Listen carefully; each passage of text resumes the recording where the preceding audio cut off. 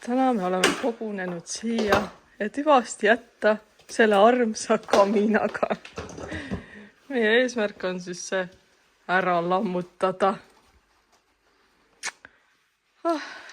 Paneme siis musklepunni ja hakkame pihta.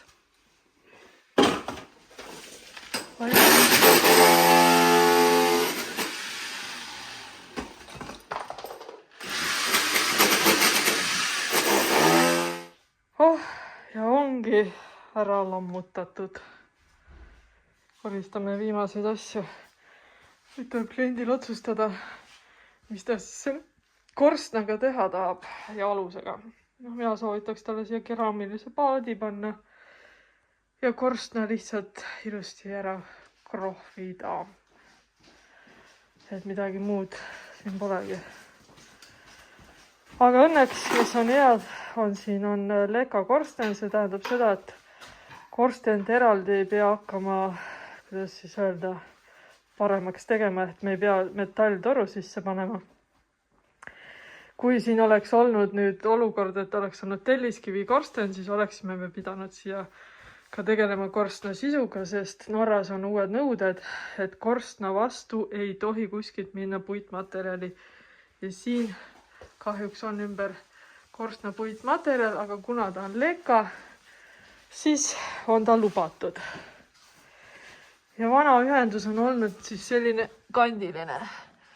Meie nüüd peame kahjuks uue ühenduse tegema pealt uuel kaminal, sest et samasse kohta on väga raske seda ühendust panna. Et selle vana me siit siis müürime kinni. Vot, nii, selline ta sai siis. No nii, uus päev, uus väljakutse. Täna me siis alustame vaikselt pesuruumi renoveerimisega. Eesmärk on siis teha seinad ilusaks ja pärast ka uus põrand liimida. Kes see nästal Aga täna me siis kõigepealt alustame siis selle linoleumi mahavõtmisega ja siis paneme esimese kiipahtleid seintele. Aga nii ta on. No nii, täna me oleme tulnud siis jälle kogunenud siia, et hüvasti jätta selle kapiga, sest et arvati, et me võiks ikka selle kapi eemaldada siit, et seda tuba siis väiksemaks saada. Tegin uurimist ja see maja on kuskilt pärit aastast 1710. See on väga vana maja. Et me siis proovime austusväärselt selle majaga siin käituda. Vot nii, hakkame siis pihta, kirkad välja ja kapp minema. Nii või? Oleme siis jõudnud tagasi korstna juurde. Täna saame vaikselt hakata siis krohvimise asjaga tegema. Kõigepealt tuleb panna siis siia nurgad, et pärast ilusad oleks. Et see korstnaga on, et kiht-kihi haaval. Iga päev teed ühe tunnikese tööd. Aga nii ta paraku on. Midagi pole teha.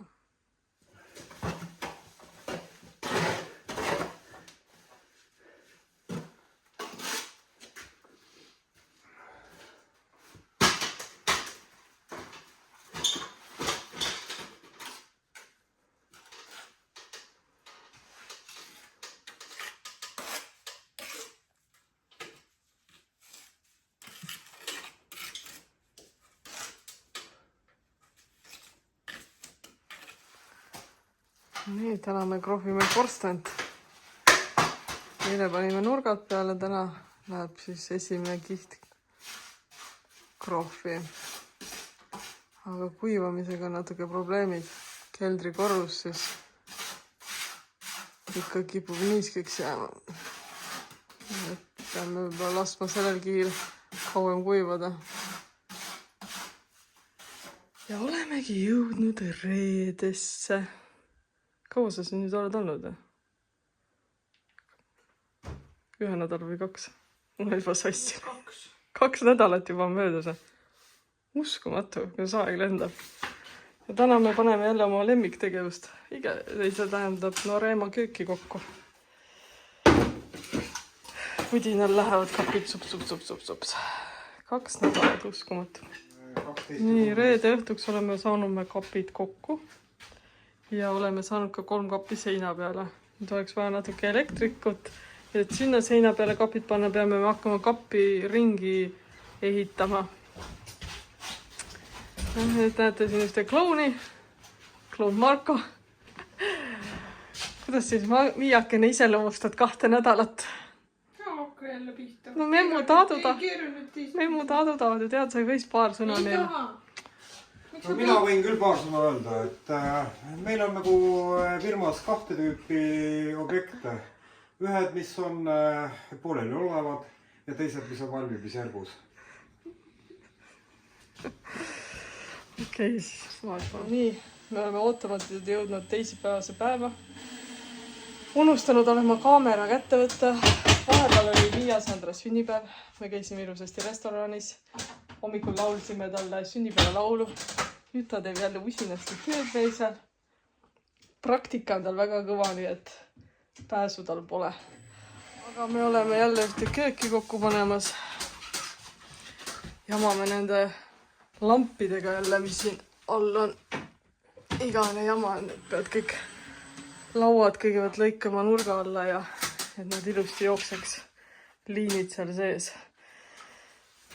Päev otsa teed tööd ja pärast vaatad, nagu midagi poleks teinud. Ma loodan, et tänase päeva lõpuks ikka on midagi rohkemat siin näidata.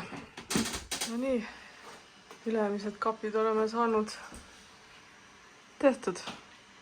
Nüüd jaurame siis aga vaikselt siin alumistega.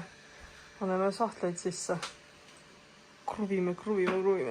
Aga see tuleb ka sealt homme ette võtta. Väga palju on erinevad sükseid ümbrislaudade lõikamist. Aga no mis teha. Kolmapäeva õhtuks oleme me jõudnud siis taas korstna juurde. Me otsustasime värvida selle kõrval oleva seinaga täpselt sama värvi. Täna me käisime veel kööki paigaldamas, aga pesuruumi ei jõudnud. Aga nii ta vaikselt vaimib. Nüüd peame siin pärast plaadid veel peale plaatima. Okei, täna on juba reede õhtu ja ma ei ole oma kaamerat kätte saanud, aga me peitsime ära siia torud.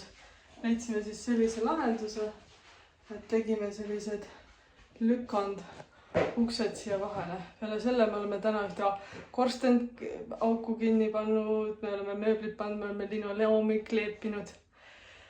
Ja lihtsalt ma unustan kohe kaamera kätte võtta. Ja siuke ilus lahendus on nüüd siin olemas, et need torud, kui sa kapi avad, siis siin taga on siis kõik see veesüsteem ja torustik.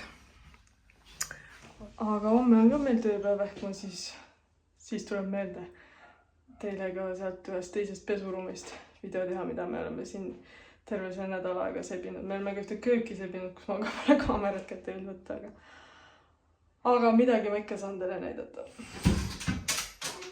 Laupäev ja üritame siis ühe pesuruumi mööblit kokku panna siin pusides. Loodame, et õnnestub. No nii, vaskeruum on saanud valmis, tähendab siis pesuruum. Ja mis see nädal algul tuleb torumees ja ühendab kõiksugused torud ära. Siia püstakusse tulevad siis kuivati ja pesumasin. Et selline ta on. See on nüüd siis Epako köögisüsteem. Miia oli meil väga palju abiks. Tänu Miiale saime selle asja palju kiiremini kokku. Meie tehtud on siis seinad, mööbel ja põrand. Niimoodi. Võime selle nädala lugeda lõppenuks.